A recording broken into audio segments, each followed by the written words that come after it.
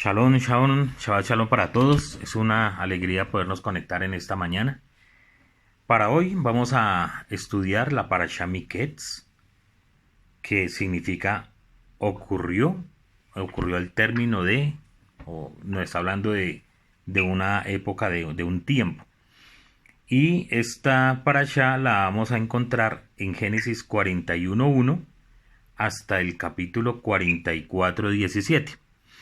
Aquí vamos a ver a resumen, en forma de resumen, que encontramos primero un término de tiempo. Que dice, ocurrió el término de los días de 2 años que paró, soñaba, y aquí que estaba de pie cerca del río. Entonces lo primero que tenemos que encontrar en esta parashá es que esta es la continuación de la anterior. ¿Sí? Aunque pasa 2 años, aunque pasa 2 años, eh, ese y ocurrió no es algo que inicia nuevo, sino que es una continuación. Y se nos cuenta en la parashá que el faraón tuvo dos sueños, los cuales nadie pudo descifrar en ese momento. Nadie le pudo dar una interpretación. Y llaman a Yosef, porque ya el copero del faraón se acuerda que Yosef le había interpretado el sueño y le comenta al faraón y llevan a Yosef delante del faraón después de estar en una mazmorra y se lo presentan al faraón y éste le interpreta el sueño. ¿Cómo sabe el faraón que Yosef le está diciendo la verdad? Porque dicen los midrashim, las tradiciones antiguas, que muchos decían, o sea, muchos de los magos, de los que estaban sus consejeros allí, le daban interpretaciones de los sueños. O sea, no es que ninguno hubiera dicho, no, es que es imposible darle alguna interpretación.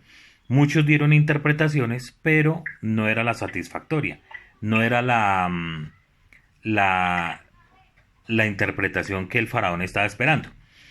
¿Cómo supo el faraón que la interpretación de Yosef era la apropiada? Era porque, según se cuenta, en los sueños el Eterno le había dado la interpretación ya al faraón, pero el faraón no se acordaba cuál era esa interpretación. Y muchas veces nos sucede en sueños que decimos yo me soñé esto, aquello, pero esto no me acuerdo, ¿ya? Entonces, al parecer eso era fue lo que sucedió con el faraón, y cuando Joseph le da la interpretación, él se da cuenta que es de parte del Eterno porque inmediatamente recuerda que esa misma interpretación que le está dando Joseph es la misma que él recibió en el sueño. Luego de esta interpretación, el faraón pone a Joseph sobre su casa, sobre todo Egipto, y le da poder para que él sea el que administre y haga todo lo que tenga que hacer para evitar esa catástrofe que se venía, o por lo menos para darle un buen manejo. Luego nos cuenta la escritura que Jacob envía a los hijos por comida, pero solo envía a 10, no envía a todos, sino solamente a 10, y son confrontados por Joseph.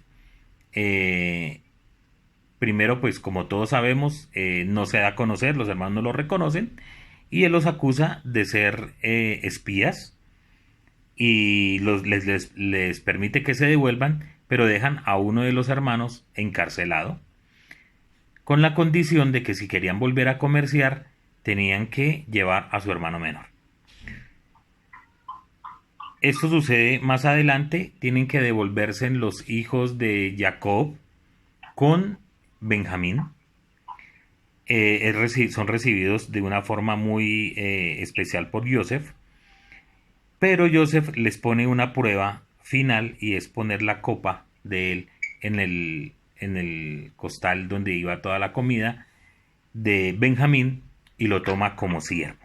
Ahí termina esta parashá hermosa que nos enseña muchas cosas. Por ejemplo, veíamos que Jacob en su... Hay algo muy hermoso acá, miren. Cuando la Torá, después de que el nombre de Jacob es cambiado a Israel, cuando la Torá habla de Israel, está hablando de ese nuevo, de esa nueva persona, esa persona que ha cambiado su naturaleza y que ve más allá de sus propios intereses. Pero durante todos estos relatos se habla de Israel y se habla de Jacob indistintamente. Y hay algo que cuando Jacob permite que Benjamín vaya, mm, se despoja de su hijo. La Torah está hablando ahí de Jacob, porque todavía él está cometiendo, podríamos decir, en cierta manera, el mismo error que cometió con Joseph, que era que tenía un hijo preferido. Un hijo preferido. Y eso está mal, ¿sí? Eso no podemos tener hijos preferidos, sino cada uno de acuerdo a lo que el Eterno les ha dado, así les debemos valorar. Entonces, finalmente, cuando de verdad él se despoja, entonces vamos a encontrar que cosas milagrosas ocurren. Mi hermano Humberto tiene una pregunta. More, sí está claro que no hay hijos preferidos, pero para el Padre Eterno es preferido. ¿Te acuerdas cuando la parábola del hijo pródigo, que aquí dice este es mi hijo amado o algo así? Ujú. Pero no está diciendo que Judá o que Efraín sean preferidos, ¿cierto? ¿O sí? No, no. Y ahorita vamos a mirar algo muy interesante, que es el desarrollo. Esto que estamos mirando apenas es el abrebocas o el resumen de esta paracha. Porque el desarrollo real de este estudio lo vamos a encontrar en una enseñanza que estaba buscando hace un tiempo, mm, que es muy hermosa y quiero compartirla con ustedes. Es del Rabí Yohanan y habla sobre la exaltación del siervo sufriente. Y es muy bonita porque nosotros en todas las parashot que hemos estudiado de Miketz, por lo general hablamos de un paralelo entre el Mesías Ben Yosef y el Mashiach, eh, y, y, y Yosef como tal, ¿sí? Y siempre hablamos de un paralelismo.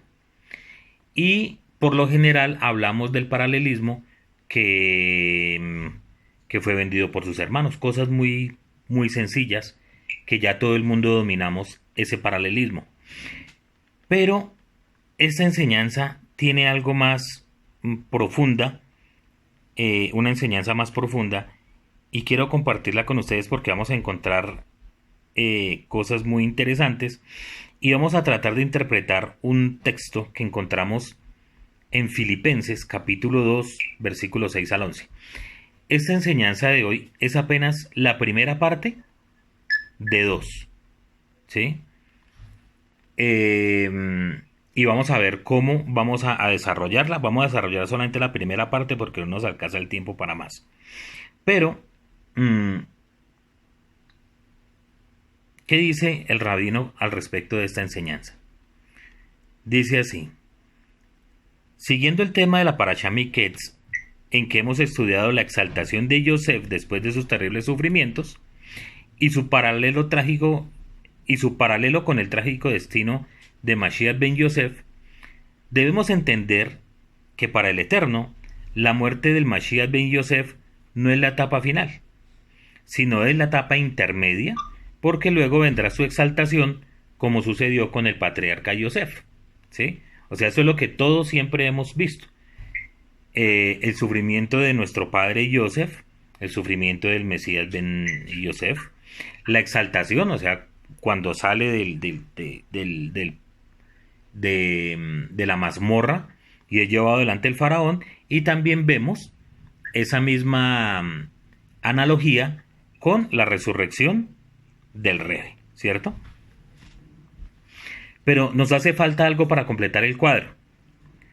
No basta hablar del sufrimiento de Yosef y de Mashiach ben Yosef y luego la exaltación final de ellos, especialmente la exaltación del Mashiach ben Yosef en el Mashiach ben David. Es necesario caer en la cuenta que previa a estas dos etapas previa a estas dos etapas. ¿A cuáles dos etapas? Al sufrimiento y a la exaltación.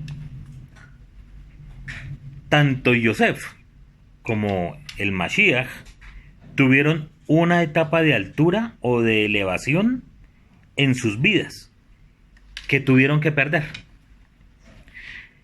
A esta primera etapa poco se le suele poner atención, pero es clave para entender el cuadro completo de ambos, ¿sí?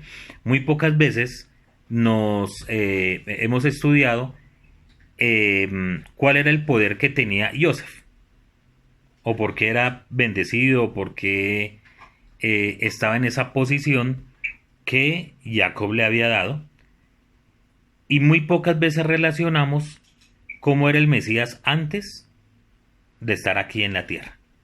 ¿Por qué? Porque es un tema que es un poco complicado y peligroso. Entonces, eso es lo que vamos a tratar de entender y vamos a tratar de estudiar. Yosef, antes de caer en desgracia, era el hijo amado y preferido por su padre Jacob. Su padre lo había vestido con una túnica excepcional de colores, era el supervisor de la tarea de los hermanos y el que informaba a su padre la conducta de ellos. En fin, era el que tenía un destino revelado por sueños que iba a ser superior a sus hermanos. Recordemos que el Eterno ya le había mostrado, le había revelado a Yosef la grandeza que iba a tener, ¿sí? De Yeshua, que es la personificación de el Mesías Ben Yosef, también tendremos que decir que pasó por esas tres etapas. Y ahí es donde se empieza a enredar el tema, porque vamos a encontrar varias escuelas. Primero, veremos que el Mashiach Ben Yosef tuvo una posición elevada a la que tuvo que renunciar, luego pasar por una etapa del Mesías sufriente para llegar a la etapa de exaltación en lo que esperamos que regrese como Mashiach Ben David. Es decir, que esta etapa de exaltación todavía la estamos esperando. Aunque fue resucitado de los muertos, aún estamos esperando esa exaltación, que es cuando él regrese como el Mesías Rey. El cumplimiento profético en Yeshua de este proceso nos muestra que el patriarca Yosef fue una representación profética prefigurativa perfecta del Mashiach Ben Yosef. Hay un texto en el Brit HaDashah que en su brevedad sustancial desarrolla todo este cuadro respecto a Yeshua. Solamente un texto nos va a resumir todo esto. Pero que no es fácil tomar este pasaje y darle una explicación judía, pues todas las interpretaciones que disponemos son de corte cristiano, sea católico o evangélico. Todo el que ha tratado de interpretar este texto lo mira es de acuerdo a la interpretación cristiana. Sea este un intento para dar una lectura o una visión con ojos netzaritas de este pasaje. Se trata de Filipenses, capítulo 2, versículo 6 al 11. Dice así.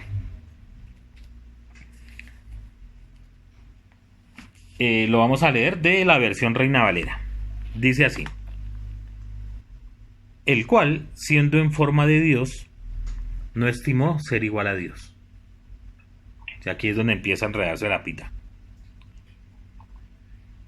Como cosa a que aferrarse, sino que se despojó a sí mismo, tomando forma de siervo, hecho semejante a los hombres. Y estando en la condición de hombre, se humilló a sí mismo, haciéndose obediente hasta la muerte y muerte de cruz. Por lo cual, Dios también le exaltó hasta lo sumo y le dio un nombre que es sobre todo nombre, para que en el nombre de Jesús, dice el texto, se doble toda rodilla de los que están en los cielos y en la tierra y debajo de la tierra, y toda lengua confiese que Jesucristo es el Señor, para gloria de Dios Padre. Este es el texto y cómo está traducido en las Biblias, por ejemplo, este texto cristiano. Ahorita. Es importante mirar ¿Qué quiere decir este texto? Por ejemplo, en el pasaje podemos distinguir 3 etapas de la existencia del Mesías. Entonces vamos a encontrar primero una etapa de elevada posición. Lo encontramos en el versículo 6. Dice, siendo en forma de Dios. En el segundo, vamos a encontrar una etapa de humillación, o la segunda etapa. Eso lo vamos a encontrar en los versos 6 al versículo 8.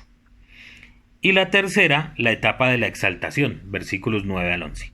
Es decir, que en este pasaje encontramos las 3 etapas de las cuales hemos venido hablando o de las que vamos a estudiar. Entonces encontramos una posición elevada, luego una posición de humillación y tercero, la etapa de exaltación. Como les decía, hay varias escuelas en la forma de interpretar este texto.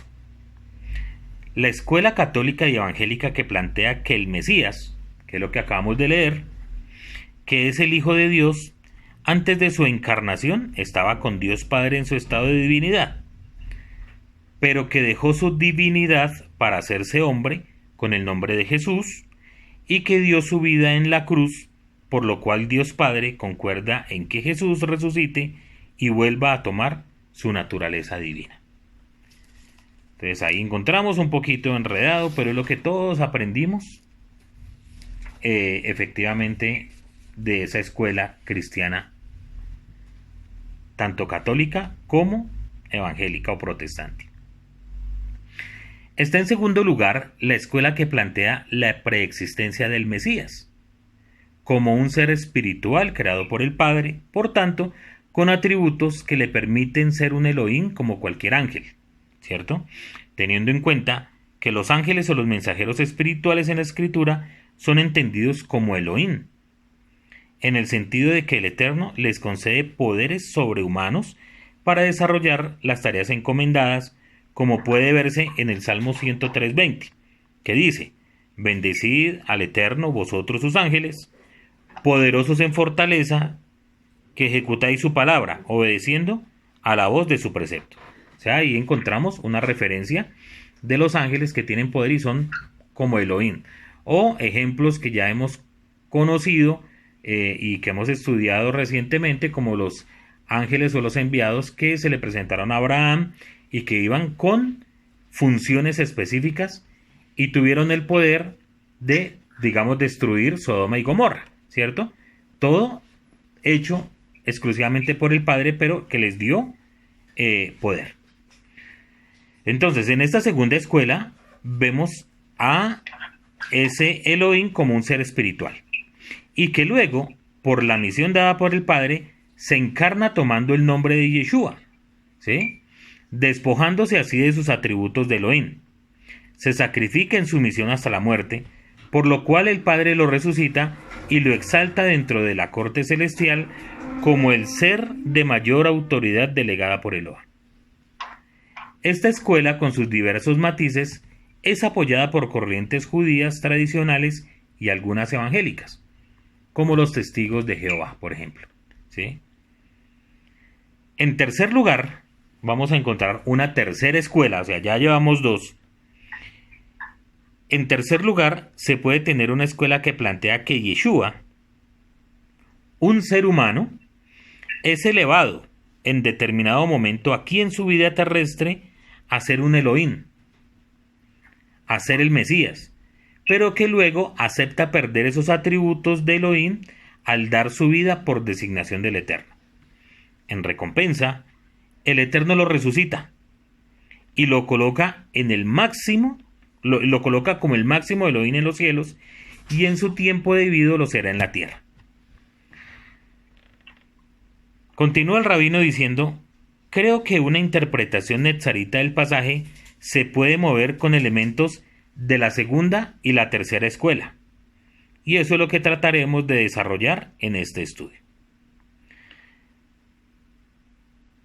¿Están conectados conmigo hasta este momento? ¿Entienden lo que estamos hablando? Amén. Muy bien. Entonces encontramos 3 escuelas. Hermana Judy, ¿cuál es la primera escuela?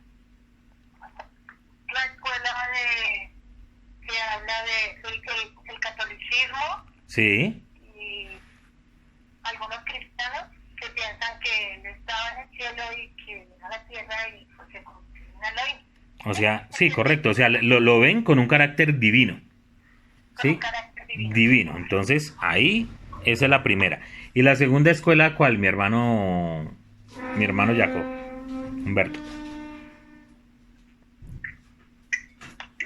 Ahí me corchó. Lo corché muy bien. Yo creo que estamos atentos porque vamos a desarrollarnos más o menos entre la segunda escuela y la tercera escuela. La segunda escuela plantea que el Mesías es un ángel, ¿cierto? Que es un ángel porque a los ángeles se les ha dado ese poder, podríamos decirlo, o son llamados también Elohim porque finalmente van a, van a cumplir con una función, ¿cierto?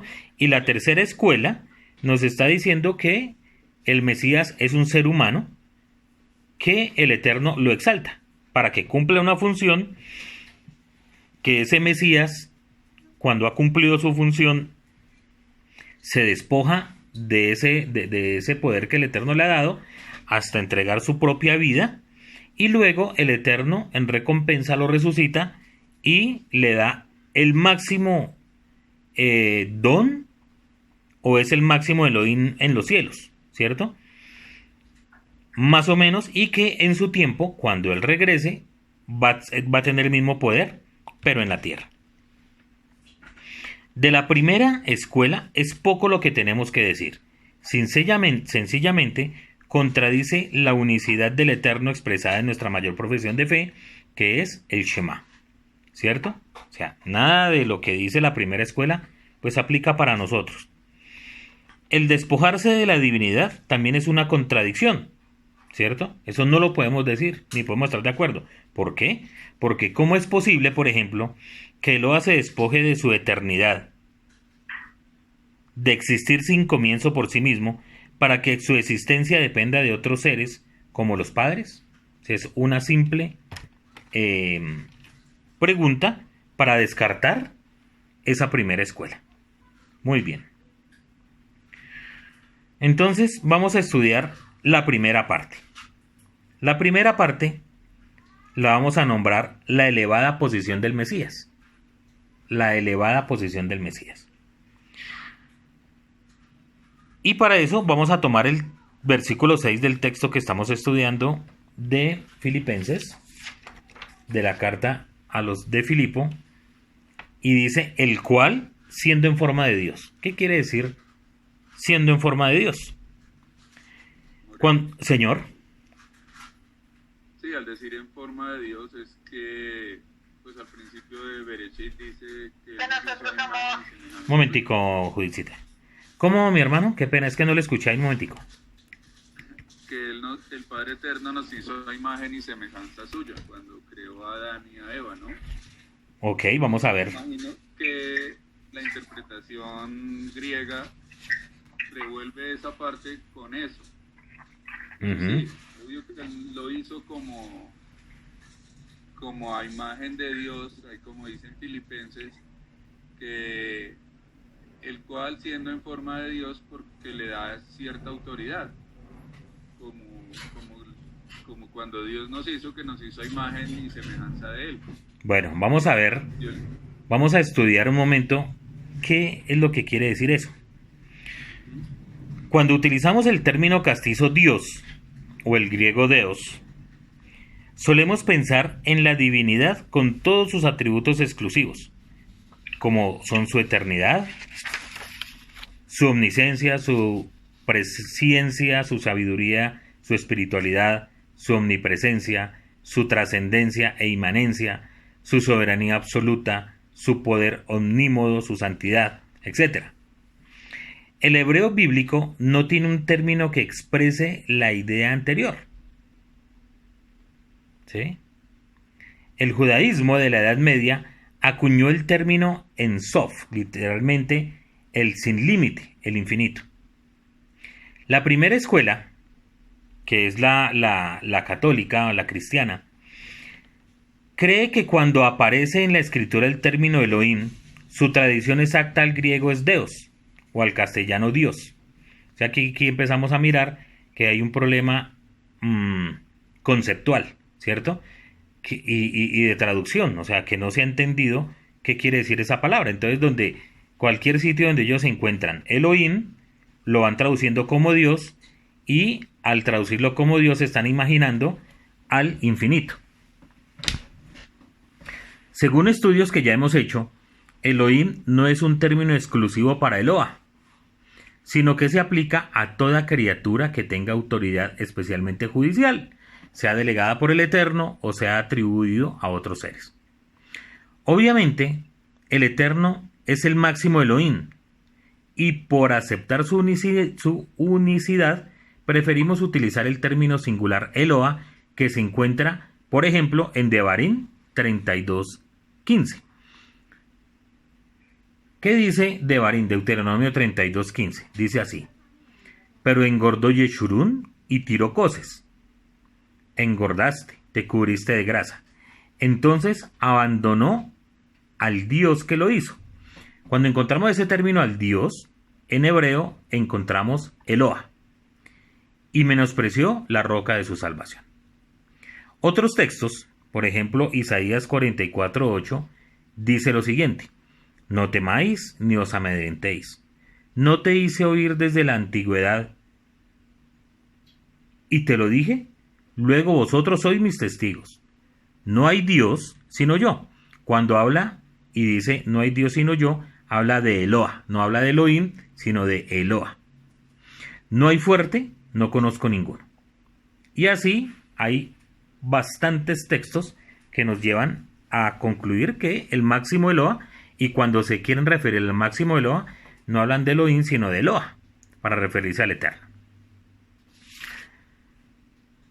Y la mayor parte de esos términos de Eloa los encontramos en Job, que eso hay cualquier cantidad y no los vamos a tocar hoy.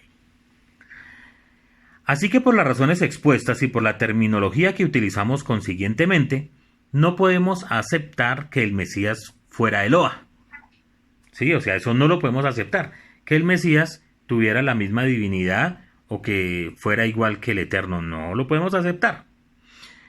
Lo más que podríamos decir es que era un Elohim, ¿sí? Que el Mesías era un Elohim. En este sentido, el verso habría que entenderlo de la siguiente manera: el cual siendo en forma de un Elohim. ¿Sí? O sea que ya vamos cambiando el sentido de la traducción. Amor, búscate aquí el texto, por favor. Entonces vamos encontrando cuál es el sentido. En este sentido nos acercamos a la escuela segunda. ¿Sí? Vamos a mirar el texto en el Código Real a ver de qué manera el Rabbi Dan tradujo este texto. Filipenses capítulo 2, versículo 6.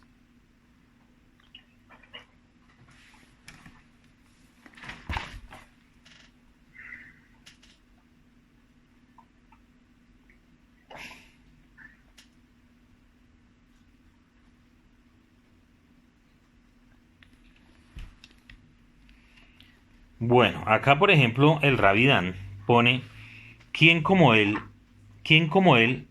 estando en forma de Dios, no tomó ventaja alguna de ser semejante a Dios como oportunidad para gloria personal? Y pone un pie de nota ahí, dice: como Moshe, así también el Mashiach, el profeta como yo, fue constituido como Dios o como Elohim para realizar su servicio en la redención. Es decir, que acá el Rabbi Dan le está dando el sentido que estamos hablando, ¿sí? Como Elohim, según el texto que encontramos también en Éxodo, que el Eterno puso a Moshe como Elohim ante Faraón. Entonces entendemos que ahí estamos en el mismo, como en la misma escuela. ¿Hasta ahí está claro? Sí. Muy bien. En este sentido nos acercamos a la escuela segunda. Vamos a examinar ahora esta escuela, la segunda. Esta segunda escuela está presuponiendo que el Mesías era un Elohim, ya antes de que estuviese aquí en la tierra. Y por ello lo presentan como un ángel, como ya dijimos. El judaísmo tradicional da pie a esta idea cuando afirma la preexistencia del Mesías. Vamos a dar una serie de textos que confirmen esta tesis. Y para esto quiero que estén muy atentos, porque vamos a mirar textos como el Talmud, Midrashim y textos de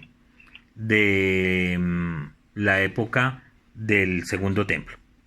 Entonces, el primer texto que vamos a mirar lo encontramos en el libro primero de Enoch. ¿Sí? ¿Esto por qué lo hacemos? Para entender cuál era el pensamiento, por ejemplo, de Rab Shaul al escribir esta carta y para poderlo entender. Entonces, Enoch, ese libro fue compuesto hacia el año 150 antes de la era común. 150 antes de la era común. Este texto estaba influenciado por la corriente escatológica mesiánica iniciada por el profeta Daniel, o lo que se llama para esa época también lo van a encontrar como la apocalíptica. Dice lo siguiente Enoch: y allí vi a él, al que es la cabeza de los días, y su cabeza era blanca como la lana, y con él estaba otro cuyo semblante tenía la apariencia de un hombre, y su rostro estaba lleno de gentileza, como uno de los santos ángeles. O sea que aquí ya vamos encontrando que se está comparando a ese ser como un ángel. Y le pregunté al ángel que fue conmigo, y me mostró todas las cosas ocultas acerca de ese hijo del hombre. ¿Quién es él, y dónde está él, y por qué anda con la cabeza de los días? Y él respondió y me dijo: este es el Hijo del Hombre, quien tiene rectitud, en quien reside la rectitud, y que revela todos los tesoros de las coronas, porque el Señor de los Espíritus lo eligió. Eso está en Primera de Enoch 46:3, siglo II antes de la era común. Entonces, ahí encontramos el primer texto. Enoch está recibiendo visiones celestiales que son interpretadas por ángeles. Aquí ve a la cabeza de los días muy semejante al que utiliza Daniel como el anciano de días, el cual acompañaba un ser, como uno de los santos ángeles, con apariencia de hombre, llamado enseguida Hijo de Hombre. ¿Sí? Ese Hijo de Hombre fue el título que más le gustó utilizar a Yeshua, y quien es declarado en el que reside la rectitud o la justicia, y es el elegido. Miremos otros textos de Enoch. Dice así: cuando se inclinen, él será su ayudante. Ese él se está refiriendo a este ser. Entonces, cuando se incline, él será un ayudante para los justos, para estar de pie y no caerse, y será una luz para las naciones, y esperanza para el atribulado de corazón, y todos los habitantes de la tierra caerán delante de él, y adorarán, y alabarán, y bendecirán, y cantarán al Señor de los Espíritus. Es por esto que ha sido elegido, y escondido delante de él, incluso antes de la creación del mundo y para siempre. Primera de Enoch 48, versículos 4 al 6. Entonces aquí, en este texto que acabamos de leer, encontramos cosas muy interesantes. Por ejemplo, que dice que ha sido elegido y escondido delante de él, incluso antes de la creación del mundo. Otro texto, lo encontramos en Primera de Enoch 62, 7 y 9. Dice así: desde el principio, Bereshit, el Hijo del Hombre fue ocultado, y el Altísimo lo ha preservado en la presencia de su poder, y lo reveló al elegido. Y la congregación del elegido puede ser sembrada, y todo elegido puede estar delante de él en este día, y todos los reyes, y los poderosos, y los exaltados, y los gobernantes sobre la tierra, caerán rostro a tierra delante de él, y le rendirán respeto, y colocarán su esperanza en el Hijo del Hombre, y le harán peticiones y le pedirán perdón en sus manos. ¿Qué tal ese par de textos?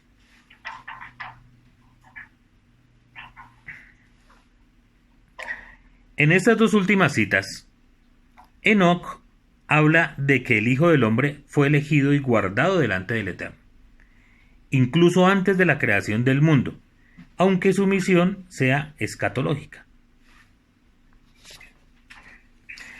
Ya para el siglo sexto, o sea, vamos a saltarnos 8 siglos. Vamos a saltarnos 8 siglos. El Talmud Babli se hace eco de la creación del Mesías antes de la creación del mundo. Entonces démonos cuenta que no, esto de la preexistencia del Mesías no aparece solamente en el Talmud, sino 800 años antes, 8 siglos antes, con, digamos, en esta corriente escatológica o apocalíptica. ¿Qué dice el Talmud Babli al respecto? Eso lo vamos a encontrar, les voy a dar los textos. Talmud Babli, Pesajim 54a, Nedarim 39a. Estos textos fueron escritos entre los siglos IV al VI. Se enseñó, dice así: 7 cosas fueron creadas antes de que el mundo fuera creado. Y estas son: la Torá, el arrepentimiento, el jardín del Edén, la Gehenna, el trono de la gloria, el templo y el nombre del Mesías. El nombre del Mesías, como se dice, que su nombre sea para siempre, que su nombre se perpetúe delante del sol. Y toman ese texto del Salmo 72:17. Entonces esto es lo que nos dice el Talmud. Ahora aquí se habla claramente de creaciones del Eterno, ¿cierto? La primera escuela no tiene cabida aquí. ¿Por qué no tiene cabida aquí la primera escuela, mi hermano Humberto?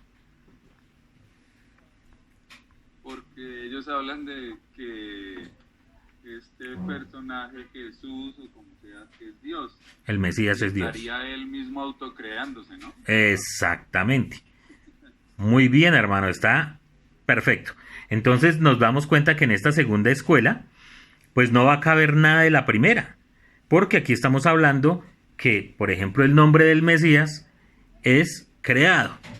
Y los textos que leímos de Enoch nos hablan de un ángel. Entonces, eso lo podemos ver. Sígame, hermano. More, bueno, Enoch no está en las Biblias normales, ¿no? No, señor. Y obviamente un cristiano no va a ir a buscar en el Talmud. No.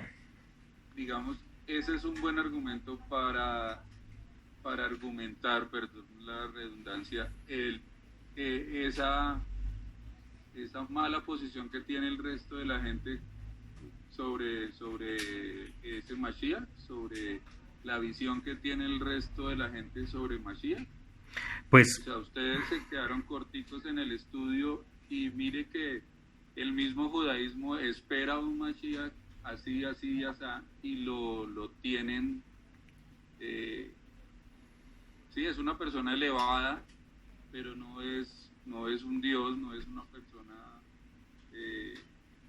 como que con cierto grado de divinidad exclusivo, como ellos dicen, ¿no? O sea, hablan de su Trinidad y todo ese cuento, pero nosotros sí sabemos que Mashiach es un ser súper obediente, fue un hijo de Dios elevadísimo, pero no lo vemos más allá de eso, y eso es la crítica, ¿no? Que nosotros no vemos a Dios en el Mesías y que no vemos como esa posibilidad de que Dios se haya hecho carne y todo ese rollo, y pues decirles eso: mire, el mismo judaísmo sí acepta al Mesías, lo que pasa es que ustedes no han estudiado la visión judaica o judía de ese Mesías, ¿cierto? Correcto, lo que pasa es que si nosotros miramos, y eso fue lo que estudiamos de la primera escuela, todo lo que aparece Elohim es Dios, punto. O sea, arrancamos mal, ¿cierto? Porque no se tiene en cuenta que Elohim tiene un significado en el judaísmo, Eloa tiene otro significado y cada uno cumple un rol diferente, ¿cierto? Entonces, solamente con el tema de traducción ya se entra perdiendo, porque no se tiene el estudio de diferenciar estos términos. Y segundo, el cristianismo durante mucho tiempo solamente se dedicó a esconder o a no publicar o a no tener entre ellos los textos, por ejemplo, estos textos de Enoch, ¿cierto? Que sí están al alcance de las personas que quieran estudiar, que quieran saber qué es lo que está pasando ahí. Entonces, es un punto muy importante lo que su merced está diciendo ahí. Me parece muy bien. Señora. Cuando dice la escritura que no se trae imagen y semejanza del Eterno, no se podría entender que tiene un carácter, que él imprime como un carácter divino aún. Hay varios estudios sobre eso, mi hermana, y por ejemplo uno habla, creo que es el Zohar, que habla que nosotros tenemos esa chispas, ¿sí? Sí, porque hay una parte donde dice en los Salmos que nosotros somos, bueno, dice Elohim, creo que dice en el original, o sea, como jueces, pero dice vosotros sois dioses. No, pero vuelvo al mismo tema. Depende usted cómo vaya a traducir dioses. Como Elohim, como jueces, como jueces. Correcto, pero no divinos. Ya. Correcto, es que ese es el tema. Cuando nosotros vayamos al texto, es lo que le estaba diciendo ahorita a mi hermano Jacob. El problema que tiene el cristianismo, y que lo ha tenido siempre, es que todo lo que se llame Elohim, entonces es Dios. Lo remiten como Dios. Y al remitirlo como Dios, lo ponen como divino. Y entonces ahí hay un problema gravísimo, ¿sí? Porque eso no funciona de esa manera. Nosotros tenemos que saber que cuando se refiere a Elohim, tenemos que mirar a ver de quién están hablando. ¿Están hablando del Eterno? Como por ejemplo, Bereshit bara Elohim. Bueno, en ese caso sí está hablando del Eterno, ¿cierto? Pero si vamos al Salmo y dice que el texto que su merced está poniendo, ¿cierto? Que ustedes son Elohim, entonces todo el ser humano es divino. Son dioses. No puede ser. Así no lo podemos traducir, ¿ya? Entonces, nosotros debemos ser muy cuidadosos como lo vemos. Cuando la pregunta que usted hace, que si cuando estamos creados a imagen y semejanza del Eterno, si tenemos algo divino, yo creo que sí. ¿Y qué es lo que tenemos divino? Lo que nos conecta con el Eterno. Porque o si no, seríamos como animalitos, ¿cierto? Simplemente como animalitos que no nos conecta en nada con el Eterno. El Eterno, al poner su aliento en nosotros y que nos dio la vida, nos dio la oportunidad de comunicarnos con Él, y eso es una parte que nos conecta a Él. Es una parte que el Eterno nos ha dado, pero que no nos hace ni divinos, ni mucho menos. ¿Por qué? Porque cuando se toma ese concepto de que somos hechos a imagen y semejanza, y que nos lleva a pensar en que tenemos divinidad, eso es lo que se llama panteísmo, ¿ya? Entonces somos muchos dioses, y eso es otro de los grandes problemas que se tiene y que no podemos caer ahí. Mi hermano Joaquín, shalom. Shabbat shalom. Bueno, entonces continuamos acá. De que me perdí el tema acá. Muy bien, dice acá. Hermanita Judith, por favor, téngame ahí, porque es que se escucha la conversación hacia este lado. Entonces continuamos acá. El Talmud se diferencia de Enoch en que no habla de un ser celestial de apariencia humana semejante a los ángeles.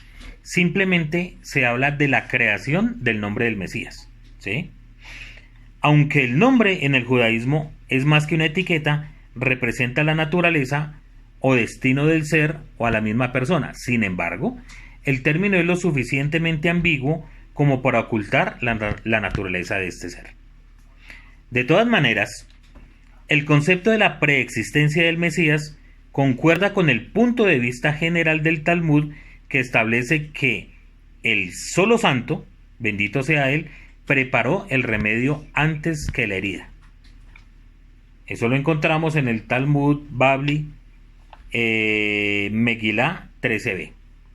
Entonces, vamos entendiendo esta segunda corriente. Por un lado, se ve al Mesías como un ángel, creado por el Eterno, pero que ese ángel tiene una mayor posición que los demás ángeles, que fue ocultado desde antes de la creación para algo que tenía, o una misión que tenía que cumplir mucho tiempo después. El concepto del Talmud nos habla, no habla de un ángel como tal, sino de un nombre, ¿cierto? Un nombre, pero que como nombre, y todos lo sabemos, el nombre que el Eterno ha dado tiene algo más que un simple algo para identificarlo, sino que también tiene una naturaleza. Y por último, decimos que tanto en esa corriente de Enoch y del Talmud, se nos dice que él preparó el remedio antes que la herida, antes que la enfermedad. O sea, que fue creado para algo. Entran entonces en juego los Midrashim, que aunque son discursos homiléticos, desarrollan también puntos doctrinales. Vamos a mirar este Midrash Génesis Rabá 1, 3 al 4.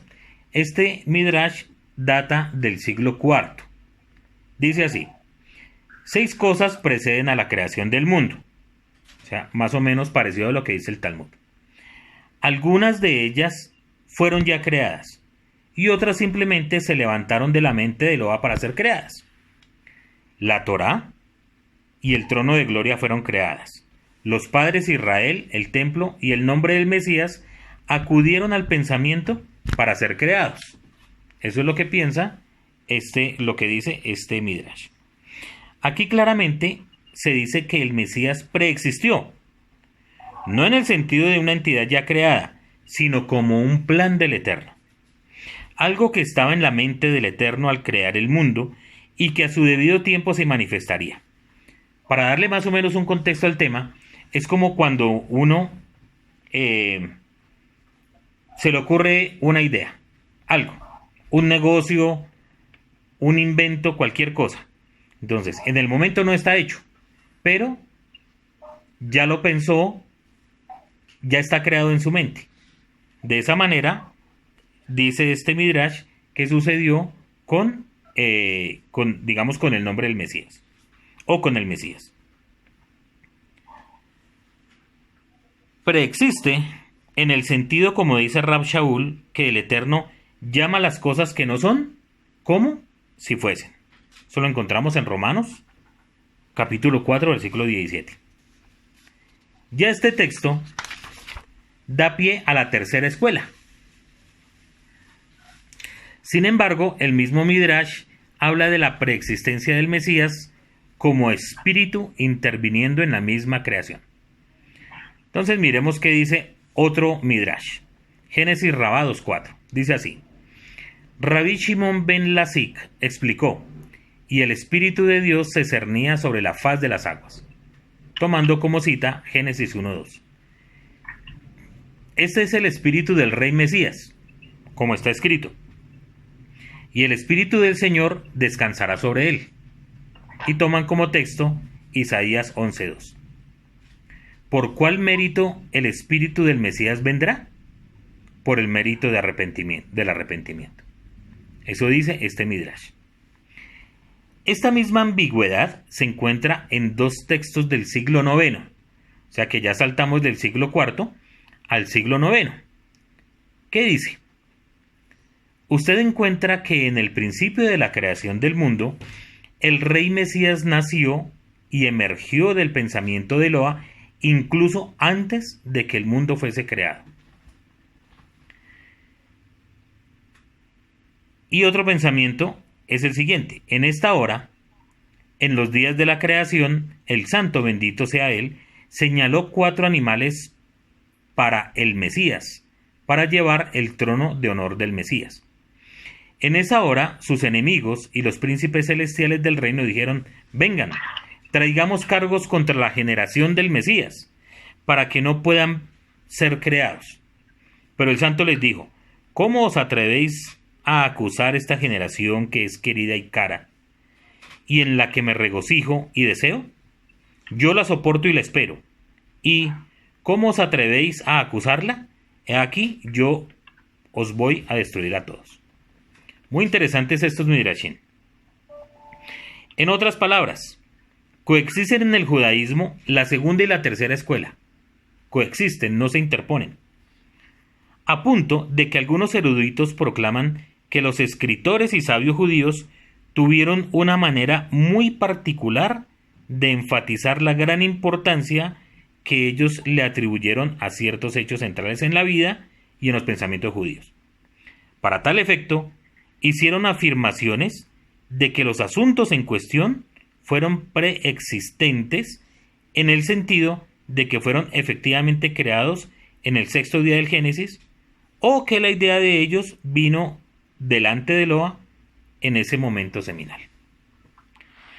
A partir de Enoch, recuerden Enoch, 200 años o siglo segundo antes de esta era, el concepto del Mesías, que fue creado en los 6 días de la creación, o incluso antes de ellos, o que nació en varias fechas subsecuentes y que fue ocultado para esperar su tiempo, vino a ser el rango distintivo de la escatología judío-mesiánica.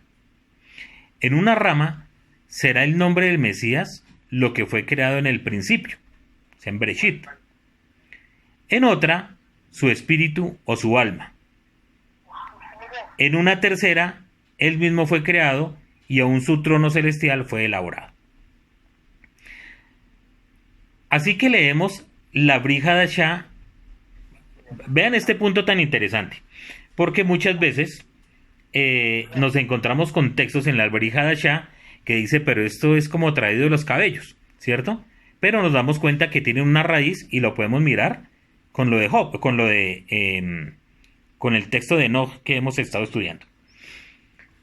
Así que si leemos la Brit Hadashah, no es de extrañar que aparezcan afirmaciones de una preexistencia elevada del Mesías, mucho más cuando cronológicamente están tan cerca de las enseñanzas de Enoch, ¿cierto? Recuerden, está por ejemplo Enoch primero, y luego las enseñanzas del Brit Hadashah, y luego aparecen los Midrashim, y luego aparecen la Gemara, y luego el Talmud, ¿sí? Como para ir haciendo una cronología de esos escritos. Entonces nos encontramos con Yohanan 1.1. ¿Qué dice Yohanan 1.1? En el principio era el verbo, y el verbo era con Eloa, y el verbo era un Elohim. Y ahí vamos encontrando y vamos teniendo como un entendimiento de qué es lo que quiere decir ese primer versículo de Yohanan. Entonces, ese primer versículo nos muestra que la mente de este escritor, del que escribió Yohanan 1.1, está muy conectado a ese pensamiento que venía de Enoch, ¿cierto? De Enoch. De ese pensamiento que se levanta siglo segundo, o incluso algunos dicen con Daniel, que se desarrolla en el siglo segundo antes del Mesías, que es esa corriente de pensamiento escatológico o apocalíptica. Entonces, muy interesante ahí. Por ejemplo, en ese texto se identifica al Mesías con la palabra del Eterno. Se identifica al Mesías con el verbo. Como palabra es una creación del Eterno, la palabra no es el Eterno. Como palabra no aparece claramente como un ser ya con inteligencia y voluntad. Como palabra aparece desde el comienzo de la creación. Y dijo Eloa, Bereshit 1.3. Como palabra del Eterno es creadora, tiene poder, es un Elohim. ¿Sí? Entonces se toma la palabra como un Elohim. Isaías 55.11 dice, así será mi palabra que sale de mi boca. No volverá a mí vacía, sino que hará lo que yo quiero. Y será prosperada en aquello para que la envíe. Es decir, que la palabra del Eterno es un Elohim. ¿Por qué? Porque tiene poder de hacer algo, porque esa palabra tiene una misión que tiene que cumplir. No va a volver otra vez al eterno vacía, sino que va a llegar con y será prosperada, es decir, con la misión cumplida en aquello que el Eterno la envíe. Otro texto de Yohanan 1:18 dice: a Eloa nadie le vio jamás. A Eloa nadie le vio jamás. El unigénito Hijo que está en el seno del Padre, Él le ha dado a conocer. Aquí el Shaliach Yohanan habla de que el Hijo, el Mesías, en este caso Yeshua, está en el seno del Padre. Pregunta: ¿qué es el seno del Padre? ¿Es su mente? ¿Es su plan? ¿Es su pensamiento? ¿Qué es que está en el seno? ¿Acaso no estuvo y salió ya del seno del Padre? Entonces vamos a mirar que el texto griego ofrece más alternativas y preguntas. La traducción literal o más literal del texto griego dice así, del texto de Yohanan: a Dios nadie le vio nunca. Unigénito Dios, el que es hacia el seno del Padre, aquel ha dado a conocer. Disculpen, pero esa es la traducción, ¿sí? No es que esté, por ejemplo, leyendo, no es que esté leyendo mal, sino que esa es la traducción. ¿Qué significa hacia el seno del Padre? Existe una dinámica tensión del Hijo hacia el Padre. El léxico del griego del Nuevo Testamento de Friberg nos dice que eich, o sea, hacia, de una manera no usual en presencia de un lugar. Bueno, esto es un poco enredado acá. En segundo lugar, todas las traducciones al castellano tienen el unigénito Hijo, que era algo de lo que hablábamos al principio con Humberto. ¿Sí? Entonces dice, el unigénito Hijo. El texto griego tiene como traducción monógenes Theos, unigénito Dios, lo cual en nuestro judaísmo es una contradicción y la negación del Shema.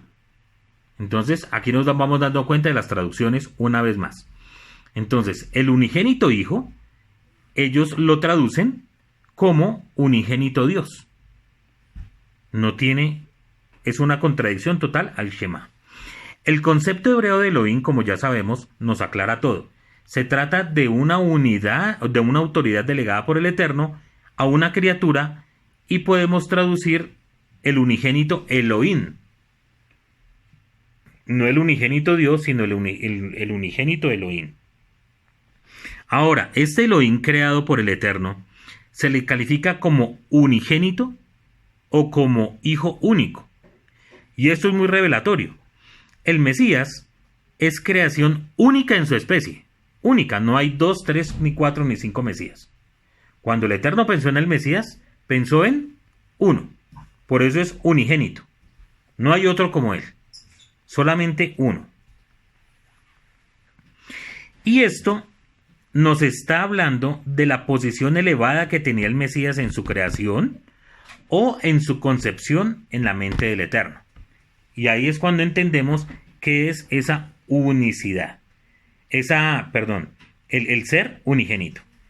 ¿Eso le queda claro, mi hermano Jacob, hermano Humberto? Sí, señor. Correcto. Entonces, cuando hablamos de hijo único, porque muchas veces dicen, no, es que él es nuestro hermano mayor porque es el primogénito. Y una cosa es primogénito y otra cosa es unigénito. Esos dos términos no los podemos confundir. Primogénito es el primero de muchos hijos, pero unigénito es único en su especie. No hay otro como él. Fue único. Arreglando la literalidad, según los principios judíos de la unicidad de Eloa, tendríamos más o menos cómo quedaría el texto. A Eloa nadie le vio jamás. El unigénito Elohim, que está en el seno del Padre, Él le ha dado a conocer. Todo esto nos está hablando de la forma elevada del Mesías antes de su kenosis, que significa su despojo. Entonces, todo esto que hemos estudiado hasta acá nos está hablando de la posición que tenía el Mesías. Al igual que Joseph con su padre, ¿cierto? Era especial para Jacob, era su hijo amado, y de esta misma manera vamos tomando ese paralelismo. Y Yeshua les dijo, otro texto de Yohanan: de cierto os digo, antes que Abraham fuese, yo soy. Y Yeshua mismo estaba hablando de su preexistencia con respecto a Abraham, aunque no revela en qué forma preexistía. Y en Hebreos capítulo 1, versículo 2, se dice, y por quien asimismo hizo el universo. Entonces, está hablando de ese Mashiach, el que fue creado o en la mente del Eterno o que era un ángel.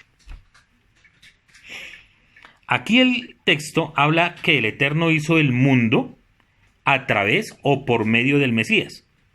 Ya vimos que un Midrash hablaba que el espíritu se cernía en la creación, que ese espíritu que se cernía en la creación era el espíritu del Mesías.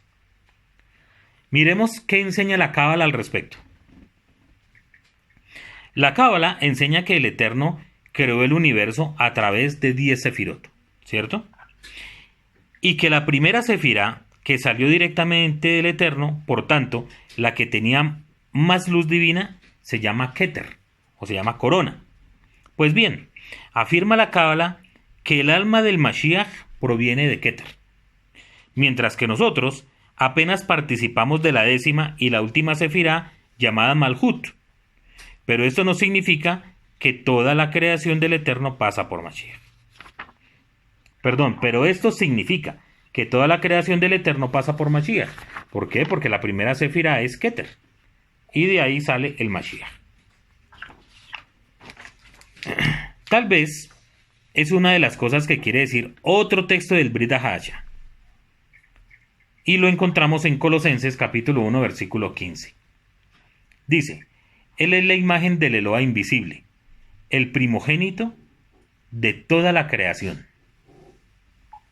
Es decir, se nos vuelve a recalcar que el Mesías es creación del Eterno, pero entre los seres creados, Él es el primogénito. Entre toda la creación, Él es el primogénito, pero también estudiamos que entre toda la creación Él es el unigénito. Pero no solo el Mashiach es la causa instrumental con que el Eterno crea el universo, sino que también es la causa final, la finalidad por la cual creó el universo. El Talmud lo dice de esta forma. Dijo Rab, el mundo fue creado solo por David. Dijo Shmuel, por Moisés. Dijo el Rabí Yohanan, por el Mesías. Eso lo encontramos en Sanedrín 98b. Rashi dijo acerca de esta declaración, para que David pudiera cantarle himnos y salmos a Eloa. En otras palabras, ¿por qué creó Eloa el mundo? Para que existiera el rey David, y el rey David pudiera entonces hacer agradable el tiempo de Eloa con alabanzas e himnos y canciones. Sobre esta declaración, Rabí Shmuel dijo, por causa de Moshe, para que él pudiera recibir la Torá y pudiera traer la Torá al mundo y traer la luz de la Torá al mundo, por causa de la Torá. En otras palabras, el mundo fue creado. ¿Señora? Y tercero, no es el fin de la discusión. Rabí Yohanan dijo, por causa del Mesías. Aquí nosotros vemos la declaración clara, no la interpretación literal de por causa del rey David, sino, según Rabí Yohanan, lo fue por causa del Mesías. Esto nos devuelve a la continuación del texto de Colosenses, ¿cierto? Que dice que Él es la imagen del Eloa invisible, que habla que el Mesías es el primogénito de la creación. En este texto se habla de que el Mesías no solo es el instrumento mediante el cual el Eterno hizo el mundo, sino la finalidad por el cual creó el mundo, para el Mesías. Eso es lo que dice el texto. Porque por Él fueron las cosas creadas, las que están en el cielo y las que están en la tierra, visibles e invisibles, sean estos tronos o dominios, o principados o poderes, todas las cosas fueron creadas por Él y para Él. Y Él es antes de todas las cosas, y por Él todas las cosas subsisten. Colosenses 1, 16 y 17. Es decir, correcto, por Él fue creado todo, por medio de Él fue creado todo, y para Él fue creado todo, ¿sí?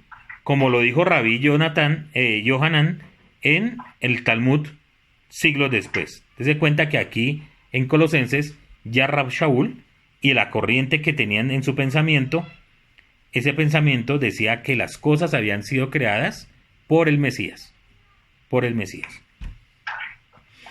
Eloa creó el mundo por causa del Mesías, para que el mundo pudiera ser salvo.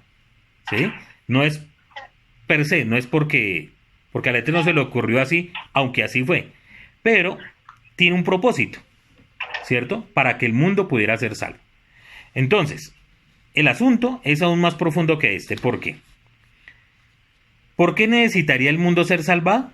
En otras palabras, el Mesías es un salvador, un redentor. Él vino al mundo para unir a los hombres a partir de la separación que el pecado había causado entre los hombres y Eloa, ¿cierto? Por eso fue que vino el Mesías, para hacer el puente. Si no hubiera habido pecado, no habría habido necesidad del Mesías, ¿cierto? Si no hubiera habido necesidad del Mesías, no hubiera habido necesidad para el mundo, y Eloa habría estado descansado para siempre en alguna parte, digámoslo así, allá en el espacio, y no hubiera tenido ningún problema tratando con la humanidad. Así que es un ciclo. Los rabinos dijeron que Eloa había creado el mundo por causa del Mesías, y el Mesías es un salvador. Esto significa que para que el Mesías tuviera un trabajo, el mundo tenía que haber sido pecador. Si el mundo no hubiera sido pecador, no hubiera necesidad del Mesías. Si no hubiera habido necesidad del Mesías, no hubiera habido necesidad de crear el mundo. Este ciclo es complicado, y los rabinos captan la complicación, pero no pueden escaparse de él, porque tienen que tratar con la realidad que la palabra de Eloa les representa. Es decir, no nos podemos quedar pensando en que si el Eterno no hubiera creado el mundo, entonces no hubiera habido pecado y pues tampoco habría Mesías. O sea, es una discusión que realmente pues no tiene sentido, ¿sí? Tenemos que tratar con lo que pasa, con la realidad. Puesto que la realidad es que el Mesías es un salvador y que el mundo está perdido y que la humanidad está pecando y por consiguiente que necesita expiación y, por tanto, que necesitan un salvador. Si no estuvieran pecando, no habría necesidad de Torá. Si no había necesidad de Torá, no había necesidad del Mesías. No había necesidad de la expiación. Así, este ciclo es uno que los rabinos constantemente trabajan, y ahora Rabí Yohanan dice claramente, el mundo se creó por causa del Mesías. Quisiera terminar esta parte del estudio, es decir, del estado elevado del Mesías antes de su sufrimiento, con unas palabras del mismo Yeshua. ¿Qué dijo Yeshua en Yohanan 17:5? Ahora pues, Padre, glorifícame tú al lado tuyo, con aquella gloria que tuve contigo antes que el mundo fuese. Muy revelador este texto. ¿Hay alguna otra manera de interpretar este verso que no sea la de un Mesías preexistente que gozaba su gloria delante del Eterno?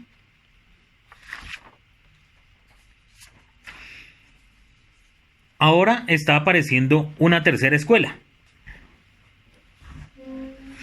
Esta tercera escuela se da en ciertos círculos mesiánicos que, influidos por el judaísmo rabínico actual, solo creen en un Mesías humano, no sobrenatural.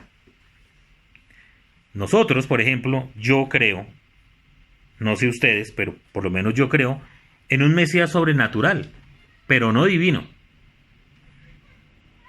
Por supuesto, este mesianismo natural ya existía en la época de Yeshua en varios círculos judíos que aceptaban un Mesías rey. que liberaría a Israel de ataduras políticas de este Olán AC, pero sin mayores funciones que tengan que ver con el Olán Abba. Esta tercera escuela,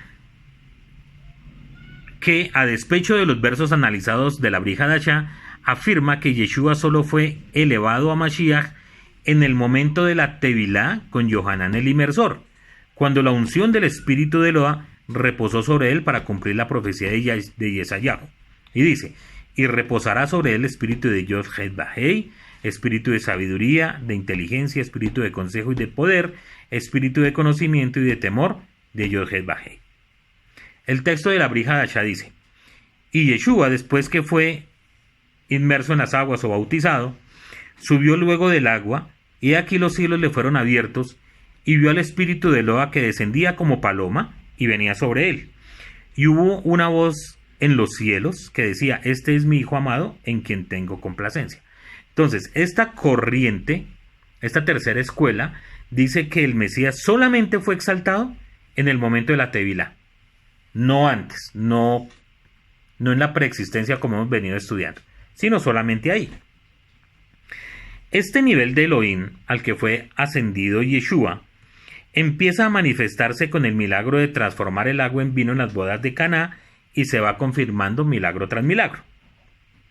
Yohanan 2:11 dice, este principio de señales hizo Yeshua en Caná de Galilea y manifestó su gloria y sus discípulos creyeron en él.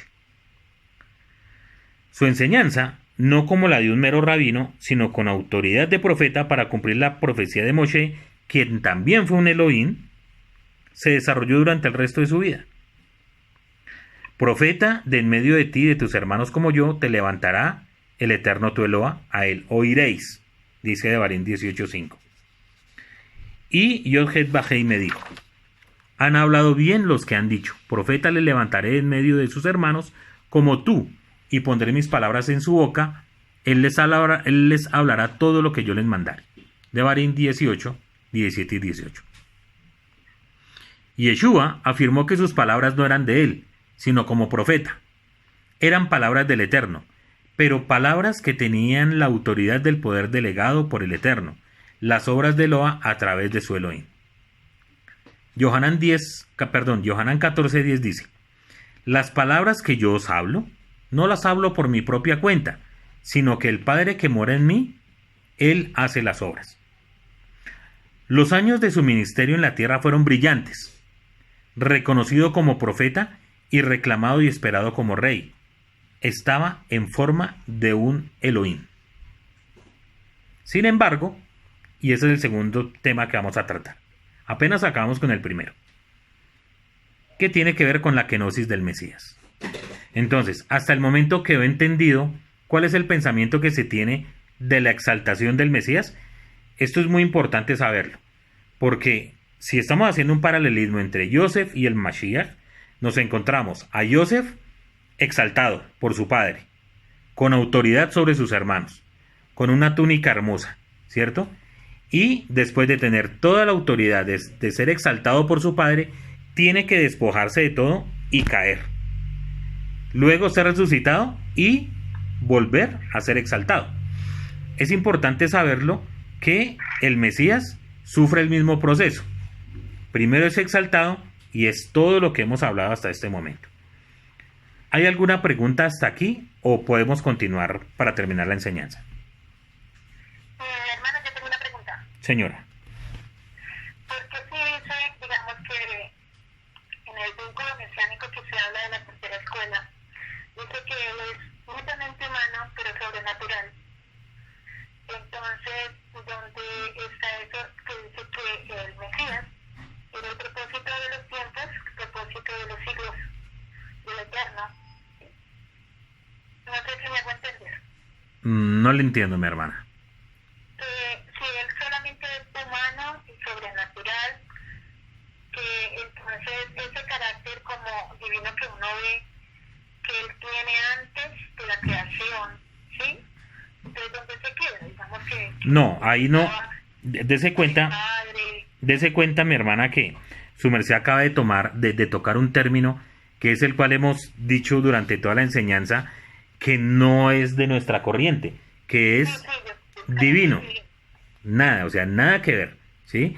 ¿Qué es lo que dice la segunda y la tercera escuela, que es la que nos interesa? Que el Mesías preexistió antes de la creación.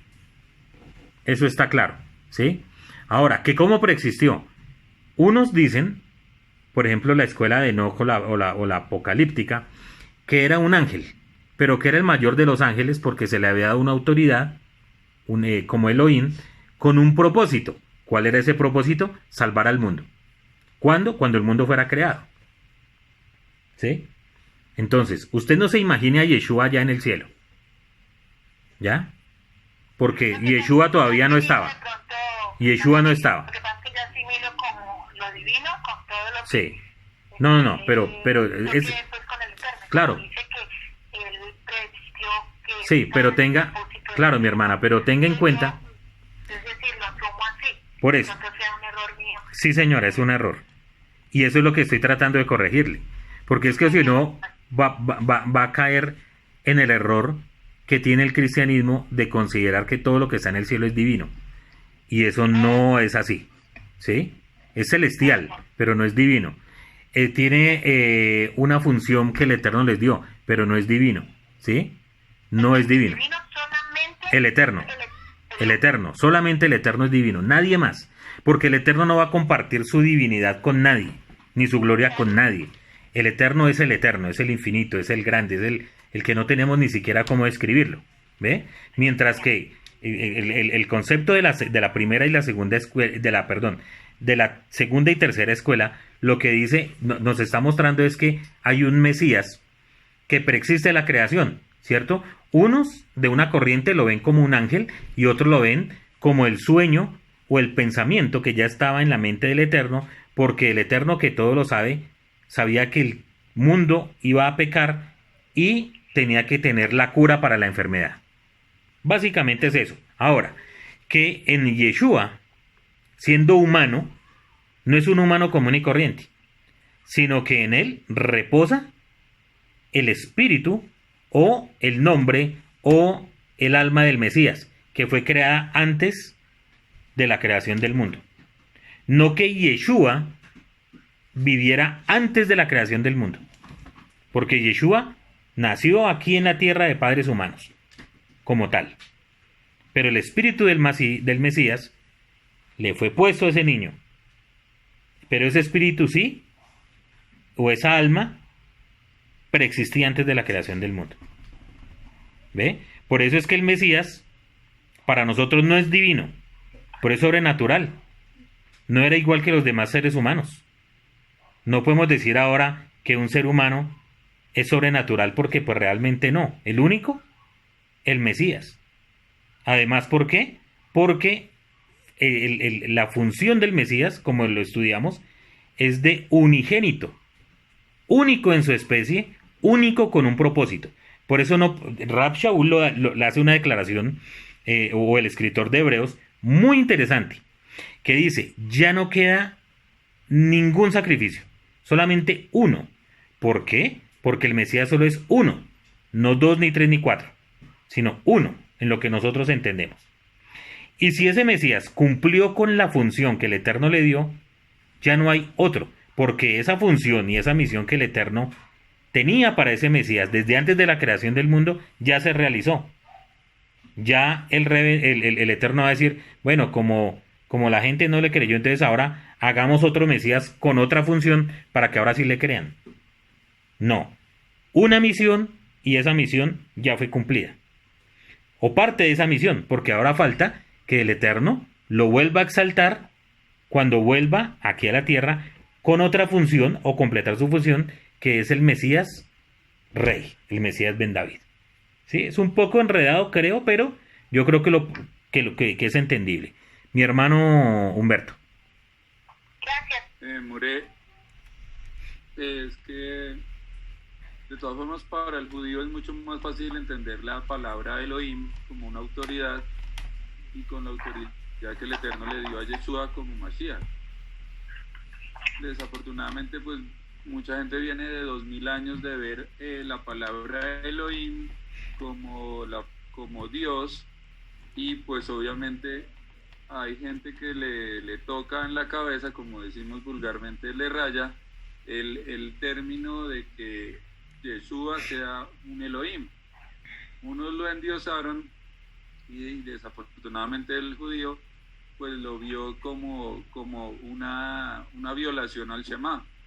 De todas formas, para ellos es mucho más fácil entender el término Elohim y el término Mashiach como seres que ya el Eterno los tenía pensados desde antes.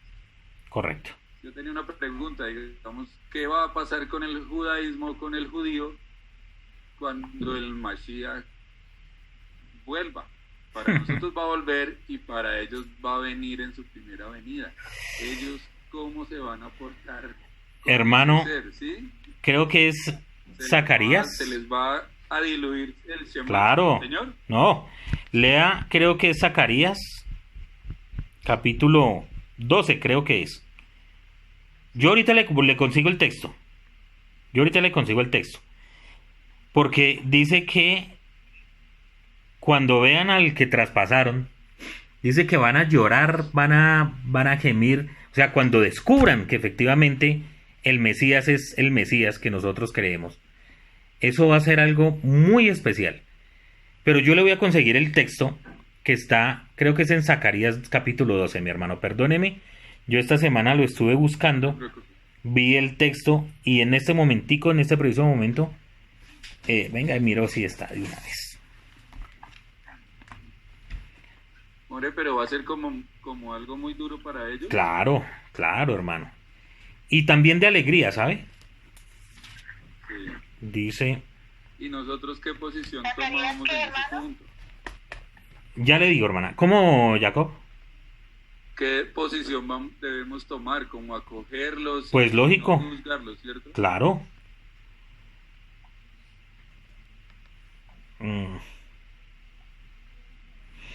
Dice Zacarías 12:9 en adelante, dice así: y en aquel día yo procuraré destruir a todas las naciones que vinieron contra Jerusalén, ¿cierto? O sea, estamos hablando del final. Y derramaré sobre la casa de David, oiga bien, mi hermano, derramaré sobre la casa de David y sobre los moradores de Jerusalén espíritu de gracia y de oración, y mirarán a mí, a quien traspasaron, y llorarán como se llora por hijo unigénito, afligiéndose por él como quien se aflige por el primogénito. En aquel día habrá gran llanto en Jerusalén, como el llanto de Hadad Rimón en el valle de Megido.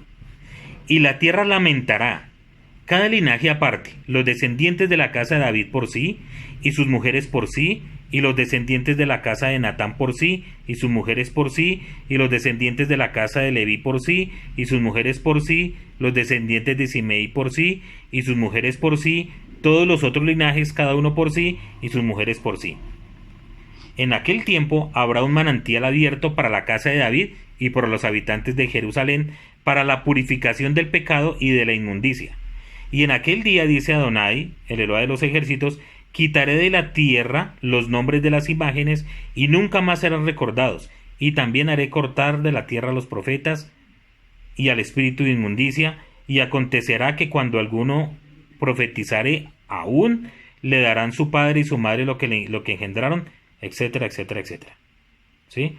Ahí sigue adelante, sigue el tema. Luego sigue el 13 y el 14. Hay que leer todo eso.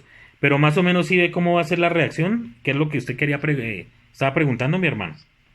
Sí, señor. Entonces, ese va a ser el sentimiento. Cuando vean que es el Mesías, dicen, bueno, se van a lamentar. Pero pues el final, todos sabemos que va a ser un final absolutamente gozoso. Voy a terminar entonces, ahora sí, con esta primera parte de la enseñanza, que nos fuimos hoy largo, pero bendito el Eterno, porque creo que hemos aprendido varias cosas. La segunda parte, se llama la kenosis del Mesías. ¿Qué es la kenosis según lo que estudiamos ahorita? Que yo les dije. ¿El sufrimiento? El sufrimiento. ¿Qué es la kenosis, Humberto? No se me va la palabra. Muy bien, el despojo. El despojo, sí. Entonces, dice así. Ya estudiamos la primera parte, La elevación. la elevación, el cual siendo en forma, según lo que dice la versión Reina Valera, el cual siendo en forma de Dios, nosotros decimos en forma de Elohim, no estimó ser igual al Eterno como cosa de que aferrarse. Entonces dice el versículo 6 y 7, no estimó ser igual a un Elohim, esa es la traducción que debemos tomar, no estimó el ser igual a un Elohim como cosa a que aferrarse, sino que se despojó a sí mismo, tomando forma de siervo, hecho semejante a los hombres. Y estando en condición de hombre, se humilló a sí mismo, haciéndose obediente hasta la muerte y muerte de cruz. Según la primera escuela, el Mashiach en su condición... Hoy volvemos a la primera escuela, hermana Judith. Esté atenta. Según la primera escuela, el Mashiach en su condición de divinidad se despojó de ella. Se despojó de su señorío y tomando la naturaleza humana se convirtió en un esclavo, en un siervo. Esto ya fue un rebajarse, pero estando en la condición de hombre todavía se rebajó más. Jamás quiso hacer su voluntad sino que aceptó ser muerto de la manera que el Eterno había dispuesto, de la manera más ignominiosa según la ley romana a la que estaba sometido Israel en ese momento, y a ser colgado en un madero, que era la maldición de Israel. Con los estudios que hemos hecho sobre el Mashiach ben Yosef y del siervo sufriente, hemos aprendido, según la segunda escuela, que el Mashiach está ahora apareciendo... Perdón que me salte muy feo acá. Perdón, me devolví, fue a una página anterior. Con los estudios que hemos hecho del Mashiach ben Yosef y del siervo sufriente, hemos aprendido, según la segunda escuela, que el Mashiach desde su preexistencia conoció y aceptó los padecimientos que iría a sufrir en la tierra. Dice aquí el rabí, sería muy provechoso, donde exista la posibilidad, desarrollar aquí los estudios del Mashiach ben Yosef y el Mashiach sufriente. Pero si lo hacemos, terminamos como a las 4 de la tarde por ahí, entonces seguimos. ¡Qué rico! En este sentido, lo primero que tenía que aceptar era tomar la naturaleza humana, que era una naturaleza débil, sujeta a la tentación y limitada en sus potencialidades. Como dice el salmista, le has hecho poco menor que los ángeles. ¿Cierto? Entonces, a eso se refiere el texto cuando dice que no estimó ser un Elohim, o sea, con poderes que tenía en el seno del Padre, como cosa a que aferrarse, sino que decidió ser como un ser humano. Y luego, no solo haber adoptado esta naturaleza limitada en el espacio-tiempo, sino dejar los atributos que tenía de Elohim, de autoridad y poderío, y pasar a depender en sus decisiones de padres, de autoridades humanas, y de lo que mandara el Eterno, a punto que siempre sujetó su voluntad a la voluntad del Eterno, como Yeshua mismo dijo de sí. Porque he descendido del cielo, no para hacer mi voluntad, sino la voluntad del que me envió. Yohanan 6:38. Y en concordancia, 6:38, mi hermana. Y en concordancia, la segunda como la tercera escuela afirman que esta obediencia fue hasta aceptar su propia muerte como plan del Eterno, como la obediencia de la pareja Abraham-Isaac. En la tercera escuela, esto significaba renunciar a ser Elohim, no al preexistente, pero sí al presente, renunciando a la mesianidad que había recibido en la Tevilá de Yohanan, el inmersor. Y Yeshua exigió a sus discípulos estar dispuestos a poner su propia vida al servicio del Eterno, pues se lo había exigido a sí mismo. Dice Hillel 14:26, si alguno viene a mí y no aborrece a su padre, a su madre, mujer e hijos, y hermanos y hermanas, y aún también su propia vida, no puede ser mi discípulo. Y estando ya para estar preso, y antes de ser llevado a la muerte, también oró de la siguiente manera, diciendo, Padre, si quieres, pasa esta copa de mí, pero no se haga mi voluntad, sino la tuya. Aquel que como Elohim había resucitado muertos, porque los resucitó, o sea que tenía un poder, ¿sí? Resucitó muertos, dispuso a entregar su propia vida para cumplir con el plan del Eterno. Nadie me la quita, dijo Yeshua, sino que yo de mí mismo la pongo. Tengo el poder para ponerla y tengo el poder para volverla a tomar. Este mandamiento recibí de mi Padre. O sea que el Eterno le había dado una potestad, una autoridad.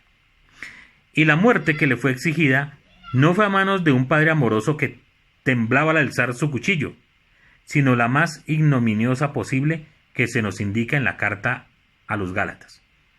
Dice Gálatas 3:13. Mashiach nos redimió de la maldición que está en la Torá, hecho por nosotros maldición, porque está escrito, maldito todo el que es colgado en un madero. Hasta en la forma de morir se humilló en obediencia a Yeshua. Hasta ahí la enseñanza de hoy. Vamos a dejar para dentro de un año, si el Eterno lo permite, o de pronto para esta tarde, no sabemos, aunque esta tarde quiero enseñar algo sobre Hanukkah, la exaltación, que es algo muy hermoso, otra enseñanza más o menos como la de hoy. Entonces, muchas gracias por este tiempo de estudio, que el Eterno les bendiga, Shabbat Shalom. Amén.